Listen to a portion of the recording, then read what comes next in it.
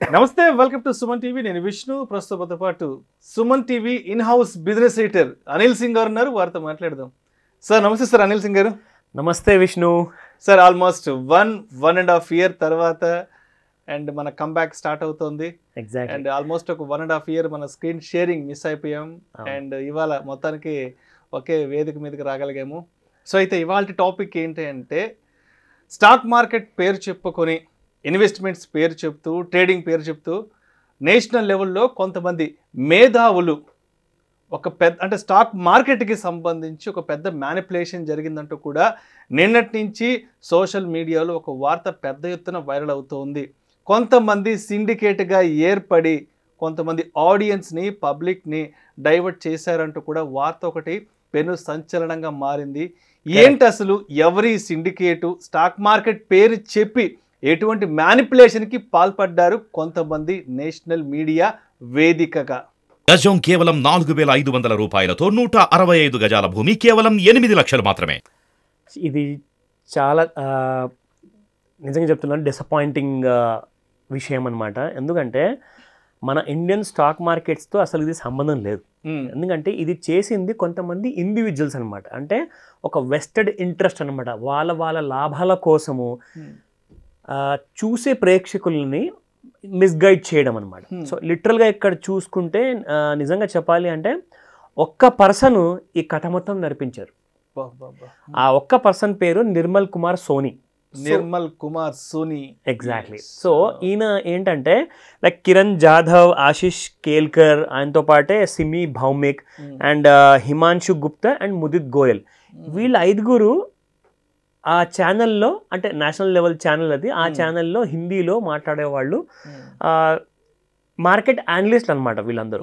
అంటే ఇందులో కొంతమంది అయితే ఇన్ఫాక్ట్ అందరూ అనుకుంటాను లైక్ సెబీ రిజిస్టర్డ్ అనలిస్టులు కూడా ఉన్నారు. Oh my god. ఎస్, అంటే సర్టిఫికేట్ పొందేస్తే తప్పులు చేసే లైసెన్స్ వచ్చేసినట్టుగా ఏదైనా మాట్లాడొచ్చు. ఎగ్జాక్ట్లీ, ఏదైనా చెప్పొచ్చు, మనదే రాజ్యం, ఎవరేం చేయలేరు. ఎగ్జాక్ట్లీ. అంటే ఏదైతే మా ఆలోచనలు బయట మేము వాడుకుంటూ ఇక్కడ లోపల అందరూ టీవీ ముందు అందరినీ తెలియజేస్తున్నాం కదా, జనాలందరూ చూసేసేసి పాపం మిస్గైడ్ అవుతున్నారు ఇక్కడ. సో ఇందులో ఏంటంటే ముఖ్యంగా మనం చెప్పేది, ఫస్ట్ అండ్ ఫార్మోస్ట్ ఏంటంటే ఒక వ్యవస్థని బ్యాడ్ నేమ్ తీసుకొచ్చే పని ఇది. ఎందుకంటే మన సెబీ కానివ్వండి చాలా స్ట్రిక్ట్, మన స్టాక్ మార్కెట్ కానివ్వండి చాలా నీట్ అండ్ క్లీన్ పద్ధతిలో నడిచేది, ట్రాన్స్పరెంట్ గా ఉంటుంది చాలా అండి. అసలు ఒక్క డిమాట్ అకౌంట్ ఓపెన్ చేయాలి అంటే తల ప్రాణం తోక్కొస్తుంది.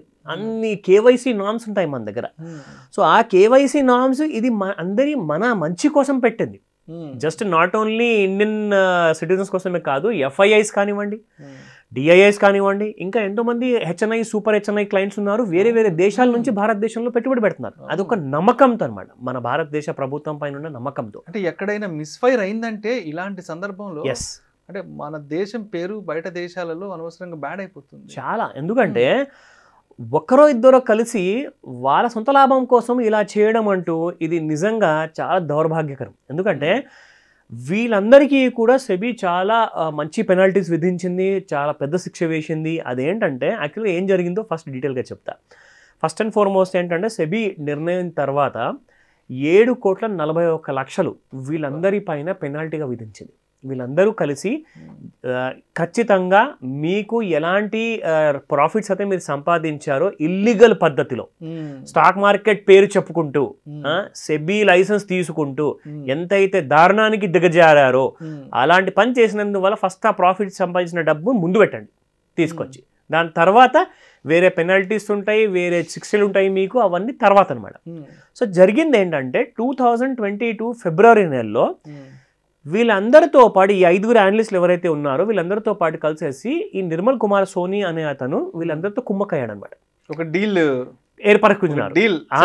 అది కూడా ఇక్కడ కాదండి, దుబాయ్కి వెళ్ళడము, అక్కడ కూర్చొని మీటింగ్లు చేసుకోవడము, క్యాష్ అమౌంట్స్ 75 లక్షల వరకు ఒక్కొక్కరు చేతిలో పెట్టడము, ఇంకా ₹1,00,00,000 ఇంకా వచ్చేది ఉందని చెప్పేసి సిమి భౌమిక్ గారు ఒప్పుకోవడము, ఇదంతా జరిగింది ఇన్వెస్టిగేషన్లో. అంటే వీళ్ళందరూ ఏంటంటే ఏదైతే స్టాక్ని వాళ్ళు ముందే కూర్చొని నిర్ణయించుకుంటారో అందులో కాల్ ఆప్షన్ కానివ్వండి, పుట్ ఆప్షన్ కానివ్వండి, స్టాక్ ఈక్విటీ మార్కెట్లో షేర్స్ డెలివరీ కానివ్వండి, అవన్నీ ఇంట్రాడేలో ఆ డెలివరీ బేసిస్లో కొనడానికి ఒక పథకం ప్రకారంగా. అంటే చూడండి ఇక్కడ ప్రతిదానికి ఒక సాలిడ్ కైండ్ ఆఫ్ ప్లానింగ్ చేసుకుని మరి వస్తున్నారనమాట. వీళ్ళు ఇంట్లో కూర్చొని లేదంటే బయట కూర్చొని, అది కూడా వీళ్ళందరూ ఏం చేస్తున్నారంటే వీళ్ళ సొంత పేర్ల అకౌంట్లలో చేస్తే 1-2 చిన్న ట్రేడ్లు చేస్తున్నారు, లేదంటే అంటే బెనామీ పేర్లతో చాలా కంపెనీస్ ఓపెన్ చేశారనమాట. ఆ కంపెనీస్లో నుంచి వీళ్ళు ట్రేడింగ్ చేయడం అఫీషియల్గా యాజ్ అ కార్పొరేట్ బ్రోకర్గా ఆర్ యాజ్ అ కార్పొరేట్ ఇన్వెస్టర్గా ఒక డిమాట్ అకౌంట్ ఓపెన్ చేసేసి అందులో నుంచి ట్రేడ్ చేయడం అనమాట. ఇన్ఫ్యాక్ట్ సిమి భౌమి గారు ఎవరైతే ఆ లేడీ ఉన్నారో ఒక అనలిస్ట్, ఆవిడైతే మొత్తానికి అన్ని హద్దులు క్రాస్ చేసేసారు. అది ఎలా అంటే ఆవిడ ఏం చేసేదంటే ఈ టెలిగ్రామ్ ఛానల్స్లో కానివ్వండి, వాట్సాప్ గ్రూపుల్లో కానివ్వండి, ఇవందరికీ పనిచేసేసి ఇన్ఫర్మేషను, అదే ఇన్ఫర్మేషన్ కాస్త ఆవిడ హస్బెండ్ కూడా చెప్పేదనమాట. ఆయన హస్బెండ్ వెళ్ళేసేసి ఇంకొక చోట్ల అకౌంట్ ఓపెన్ చేసేసి అక్కడ ఆయన డబ్బులు సంపాదించుకున్నాడు. ఒక్కొక్క ట్రేడ్లో కనీసము 50 లక్షల కంటే తక్కువ సంపాదించారు. అసలు మామూలు సంపాదన అంటే లేదండి. నిజంగా చెప్తున్నాను, గత 1 to 1.5 ఇయర్లోనే నిజంగా నేను చెప్తున్నాను, ఇదంతా యాక్చువల్గా ఆఫ్ స్క్రీన్ జరిగింది. దీని అన్నిటికీ సెబీ ప్రూఫ్ ఎలా సంపాదించి అంటే అది చాలా ముఖ్యమైన విషయం. వీళ్ళు కరెక్ట్గా రావడము, పొద్దున్నే మార్నింగ్ ఒక ఫర్ ఎగ్జాంపుల్ ఒక 8:30కో 9 o'clock పొద్దున్న వచ్చేసేసి ఒక స్టాక్ రికమెండ్ చేయడం, అంటే మార్కెట్ ఓపెనింగ్ బెల్ టైంకి ఎగ్జాక్ట్లీ ఆ టైంకి రావడము, స్టాక్ కొనమని చెప్పడము. ఎగ్జాక్ట్లీ దాని తర్వాత 5 నుంచి 15 నిమిషాల మధ్యలో స్టాక్లో వాల్యూమ్స్ పెరిగిపోవడం టక టక టక టక. ఎందుకంటే వీళ్ళ మనుషులు బయట కొనడం అనేది మొదలు పెట్టేస్తున్నారు. సో వాళ్ళ మనుషులు కొనడం మొదలు పెట్టడం వల్ల అక్కడ ఏమవుతుందంటే కొంతమంది కొనడము, మిగతా చాలా మంది ఎవరైతే ఎక్కువగా స్టాక్స్ పెట్టుకున్నారో వాళ్ళందరూ అమ్మడం అనమాట. అంటే ఇక్కడ వాళ్ళ ప్రోగ్రామ్ చూసి ఎవరైతే ప్రేక్షకులు కొంటున్నారో వాళ్ళందరూ బక్రా అయిపోతున్నారు. ఆర్టిఫిషియల్ గా డిమాండ్ క్రియేట్ చేస్తున్నారు, ఒక హైప్ క్రియేట్. ఎగ్జాక్ట్లీ. సో ఆ ఆర్టిఫిషియల్ పద్ధతిలో ఎలాగైతే జనాల్ని ముంచుతున్నారో, అంటే ఫర్ ఎగ్జాంపుల్ 20 రూపాయలు ఒక స్టాక్ రికమెండ్ చేశారండి, 30 రూపాయలు టార్గెట్ అని చెప్పారు. తర్వాత వాళ్ళు 29లోనే ఎగ్జిట్ అయిపోతారు. ఎగ్జిట్ అయిపోయిన తర్వాత ఆ స్టాక్ కుప్పకూలిపోవడం మొదలవుతుంది అన్నమాట. ఆ కుప్పకూలిపోయే సమయంలో ఏం జరుగుతుందంటే అది ఒకవేళ 20 కిందికి వచ్చినా, 19కి వచ్చినా, 15కి వచ్చినా వీళ్ళందరూ ఎవరు పట్టించుకోరు. ఎందుకంటే మేమైతే మా లాభాలు చేసేసుకున్నాము, ఇక మీ ప్రాబ్లము అది మీరు చూసుకోండి. Nobody will be taking the responsibility. ఎందుకంటే మీరు చూశారు, మీరు కొన్నారు, రిస్క్ మీది. సో కాబట్టి మీరు ఎందుకు కొన్నారు, మిమ్మల్ని మీరే ప్రశ్నించుకోండి అన్నది వాళ్ళ బిహేవియర్ అనమాట. సో ఇందులో ఇక్కడ చూసుకుంటే ఈ కైండ్ ఆఫ్ పద్ధతిని సెబీ చాలా క్లోజ్గా మానిటర్ చేసింది. అయితే తెలిసింది ఏంటంటే సెబీకి అసలు మీరు ఈ స్టాక్ రికమెండ్ చేసే ముందు తెర వెనకాల ఏం జరిగింది, తెర వెనకాల జరిగింది ఏంటంటే వీళ్ళందరూ కూడా కనీసము ఒక వారం రోజుల నుంచి ఆ స్టాక్లో బాగా పొజిషన్ని గట్టిగా ఇన్వెస్ట్మెంట్స్ పెట్టేసేసి హెవీ పొజిషన్ తీసుకొని ఉన్నారు. కరెక్ట్గా ఒక డేట్ నిర్ణయించుకుంటారు. అది నిర్మల్ కుమార్ సోని కానివ్వండి, వీళ్ళందరూ అనలిస్ట్ కానివ్వండి, ఆయనతో కోఆర్డినేట్ చేసేసుకొని ఎగ్జాక్ట్లీ మేము ఈ డేట్ రోజున మేము చెప్తాము, మీరు అక్కడ నుంచి స్టాక్స్ని అన్లోడింగ్ చేయడం మొదలు పెట్టండి, అంటే అమ్ముకోవడం మొదలు పెట్టండి. ఇక్కడ మేము చెప్పంగానే జనాలు కొంటూ ఉంటారు, మీరు అమ్మడం మొదలు పెట్టండి. అంటే లిటరల్గా ఇది ఇప్పటిదాకా వింటూ రావడమే కానీ నిజంగా ఇప్పటిదాకా ఇది జరుగుతుంది ఆర్ జరుగుతుందా నిజంగానే అన్న విషయం ఎవరికి తెలియదు. కానీ ఈరోజు ఆ విషయం పైన కూడా తెరపడిపోయింది. ఎందుకంటే ఇలాంటి నిజాల్ని ఎవరు నమ్మలేదండి ఇప్పటిదాకా. ఇప్పుడు సెబీ చాలా సీరియస్గా తీసుకుంది. ఎందుకంటే స్టాక్ మార్కెట్ 2020 మార్చ్లో 7,500 పాయింట్ అంటే నిఫ్టీ, అక్కడ నుంచి ఇప్పుడు 22,000 వరకు వచ్చిందంటే ఇది ఒక జెన్యూన్ ర్యాలీ. కాబట్టి ఇది ఇలాంటి ర్యాలీలో ఎలాంటి తప్పుడు దారులు లేవు, ఎలాంటి తప్పుడు కైండ్ ఆఫ్ ఎగ్జాక్ట్లీ ఒక పద్ధతితో ఒక రైట్ పద్ధతిలో గ్రో అయిన మార్కెట్ అండి ఇది. ఎందుకంటే మన ఇండియన్ ఎకానమీలో అంత స్ట్రెంత్ ఉంది కాబట్టి. సో అలాంటి స్ట్రెంత్ వల్లే పెరిగింది, కానీ ఇలాంటి చిల్లర మనుషుల వల్ల కాదు అన్నదే సెబీ అందరికీ క్లియర్గా ఆ మెసేజ్ అందించాలి. నేనైతే చెప్తాను, ఇలాంటి పెనాల్టీలు అసలు సరిపోవండి వీళ్ళందరికీ. కఠిన కారాగార శిక్షలు విధించాలి వీళ్ళందరికీ కూడా. ఎందుకంటే ఈ రోజున ఇలా జరిగిందంటే ఇంకెన్ని నెలల నుంచో, ఎన్ని సంవత్సరాల నుంచి ఎన్ని జరిగాయో, ఇంకెన్ని జరగబోతున్నాయో ఎవరికి తెలియదు. సో కాబట్టి ఖచ్చితంగా ఇలాంటి విషయానికి కంప్లీట్గా అందరికి ఒక భయం వచ్చేలాగా స్క్రీన్ మీద వచ్చి ఎలాంటి తప్పుడు ఉద్దేశంతో ఎలాంటి కూడా మిస్అండర్స్టాండింగ్ గైడెన్స్ ఇవ్వకూడదు జనాలందరికీ. సో అలాంటి విషయాలు సెబీ ఇంకా స్ట్రిక్ట్గా విధించాలని చెప్పేసి నా కోరిక. అంటే సార్, ఒకప్పటి వరకు మార్కెట్ గురించి పబ్లిక్ పర్సెప్షన్ ఇలా ఉండేది అంటే స్టాక్ మార్కెట్ అంటే ఒక జూదం ఉంటుంది, ఒక గ్యాంబ్లింగ్, ఒక స్పెక్యులేషన్ జరుగుతుంది అనేది అంటే ఒకప్పుడు ఉన్న పర్సెప్షన్. అవును, బట్ లక్కీగా ఏంటంటే కోవిడ్ నుంచి చాలా మంది పర్సెప్షన్ చేంజ్ అయింది. నిజం. ఎస్పెషల్లీ అంటే కోవిడ్ నుంచి ఇవాళ 13-14 కోట్ల డిమాట్ అకౌంట్స్ జస్ట్ లాస్ట్ 3.5 yearsలో క్రియేట్ అయినాయి. అంటే పబ్లిక్లో కూడా అంత మొత్తంలో ఒక అవేర్నెస్ వచ్చింది. Very true. స్టాక్ మార్కెట్ అనేది ఒక మంచి ఇన్వెస్ట్మెంట్ ఇన్స్ట్రుమెంట్ అంటూ కూడా వచ్చింది. Correct. బట్ ఇలాంటి ఒక శుభ తరుణంలో ఇలాంటి ఒక హెల్దీ అట్మాస్ఫియర్ మూవ్ ఆన్ అయ్యి ముందుకెళ్తుంది. అవును. మార్కెట్స్లో ఒక 72,000 73,000 ర్యాలీకి వెళ్తున్నాము, 22,000 ర్యాలీకి వచ్చింది నిఫ్టీ. బట్ ఇటువంటి ఒక స్పెక్యులేషను లేదంటే ఇటువంటి ఒక మ్యానిపులేషన్ని పబ్లిక్ ఎలా అర్థం చేసుకోవాలి? ఎందుకంటే అవును, ఇలా జరిగిన మ్యానిపులేషన్ని అనవసరంగా మార్కెట్ మీద రుద్దుతుంటారు కొంతమంది. So correct. అంటే ఇది జరిగింది కొంతమంది సిండికేట్ వల్ల, ఒక Just 5-10 మంది ఒక ఇండివిజువల్స్ ఎగ్జాక్ట్లీ వాళ్ళ స్వార్థం వల్ల జరిగింది కాబట్టి. నిజం. మరి ఇది మార్కెట్ మీదకి ఏ విధంగా వెళ్ళే అవకాశం ఉంటుంది అంటారు? ఇది చాలా మంచి ప్రశ్న అడిగారు విష్ణు. ఎందుకంటే ముఖ్యంగా నేను ప్రేక్షకులు అందరినీ కోరేది ఏంటంటే, రిస్క్ అనేది ప్రతి చోట్ల ఉంటుందండి. మీరు చూడండి, వినండి, దాని తర్వాత మీ హోంవర్క్ మీరు చేసుకోండి.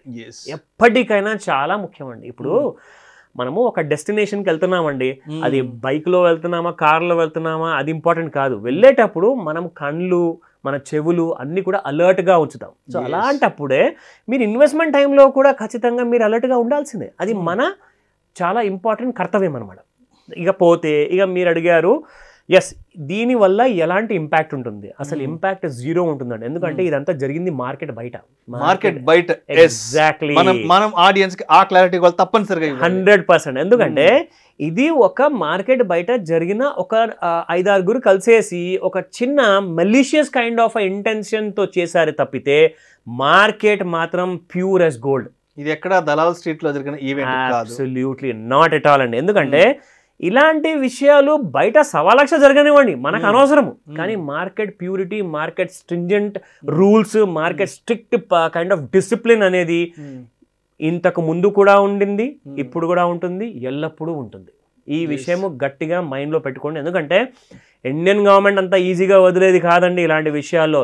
ఇలాంటి చిన్న చిన్న ఘటనలు ఏవైతే జరుగుతున్నాయో వాటిని చాలా సీరియస్గా తీసుకుంటుంది ప్రభుత్వం. సెబీ ఒక్కతే కాదు, ఎందుకంటే సెబీతో పాటు ఇక్కడ గవర్నమెంట్ కూడా చాలా సీరియస్గా ఉంది ఈ విషయంలో. ఎందుకంటే ఇలాంటి చిన్న చిన్న విషయాలు అసలు ఎట్టి పరిస్థితుల్లో మళ్ళీ ఫ్యూచర్లో జరగకూడదు అన్న కైండ్ ఆఫ్ ఒక స్ట్రిక్ట్ రూల్స్ని మళ్ళీ ఫ్రేమ్ చేస్తున్నారు. ఎక్కడెక్కడ ఎలాంటి కైండ్ ఆఫ్ ఇలాంటి ఉద్దేశాలు ఉన్న వాళ్ళందరినీ కూడా ఇప్పుడు ఇక్కడ నుంచి ఇన్వెస్టిగేషన్ చేయడం కూడా మొదలుపెట్టారు. సో ఇదంతా మన మంచి కోసమే. అండ్ రాబోయే రోజులు ఇంకా మంచి కాలం రాబోతుంది. సో గట్టిగా మీ హోంవర్క్ మాత్రము ఖచ్చితంగా చేయండి. ఎందుకంటే మార్కెట్ ఈజ్ ఆల్వేస్ 100% స్ట్రిక్ట్ రూల్స్తో నడుస్తుంది కాబట్టి మార్కెట్లో హోంవర్క్ మీరు చేయకపోతే లాస్ మాత్రం ఎప్పుడు మీకే వస్తుంది.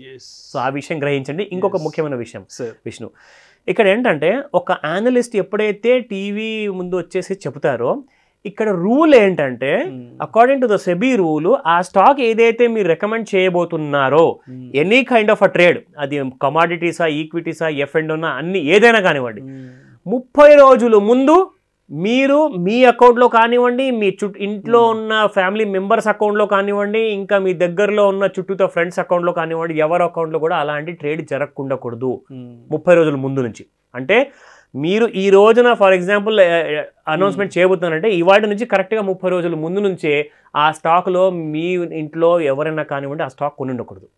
రెండోది, చెప్పిన తర్వాత నెక్స్ట్ 5 days వరకు కూడా ఈ స్టాక్లో మీరు ఎలాంటివి కూడా ఇన్వెస్ట్మెంట్ చేయకూడదు. అది రూల్ అనమాట. అంటే చెప్పే ముందు 30 రోజుల ముందు, చెప్పిన తర్వాత 5 రోజులు అనమాట. సో గుర్తుపెట్టుకోండి, ఈ రూల్ని చాలా స్ట్రిక్ట్గా ప్రతి అనలిస్ట్ ఫాలో అవ్వాల్సిందే.